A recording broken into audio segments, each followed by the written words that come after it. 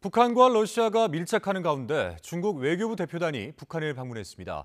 이들은 수교 75주년을 맞아 북중 관계 발전 방안을 논의하고 최근 북한의 대남 노선 전환과 관련해서도 의견을 나눌 것으로 전망됩니다. 신현중 기자입니다. 북한 매체들은 순웨이 등 중국 외교부 부부장을 단장으로 하는 중국 대표단이 신의주를 거쳐 평양에 도착했다고 전했습니다.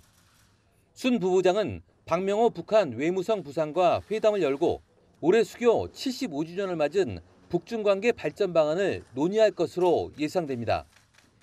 회담에서는 북중 경제협력 강화 방안과 함께 북한의 대남 노선 전환에 대한 논의도 이뤄질 것으로 보입니다. 북남 관계는 더 이상 동족 관계, 동질 관계가 아닌 적대적인 두 국가 관계, 전쟁 중에 있는 두 교전국 관계로 완전히 고착되었습니다. 최근 북러가 밀착하는 가운데 북한의 전통적 우방인 중국이 관계를 관리하려 한다는 해석도 나옵니다. 앞서 중국 시진핑 주석은 김정은 국무위원장과 이례적으로 새해 축전을 교환하며 올해를 조중친선의 해로 규정했습니다.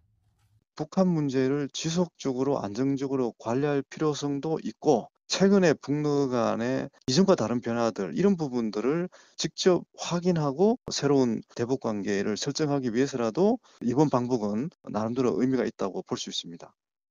이런 가운데 북한 주요 수출입 항구인 서해 남포항의 석유화학 시설에 새로운 부두가 건설되고 있다고 북한 전문 매체 38노스가 전했습니다. 지난달과 최근 남포항을 찍은 위성 사진을 비교해보면 남포항 기존 부두 4개 옆에 새로운 부두를 조성하는 작업이 진행되고 있음을 알 수 있습니다. 특히 남포항은 최근 몇 년 동안 새로운 유류 저장 탱크가 추가되는 등 지속적인 확장 움직임도 포착되고 있습니다.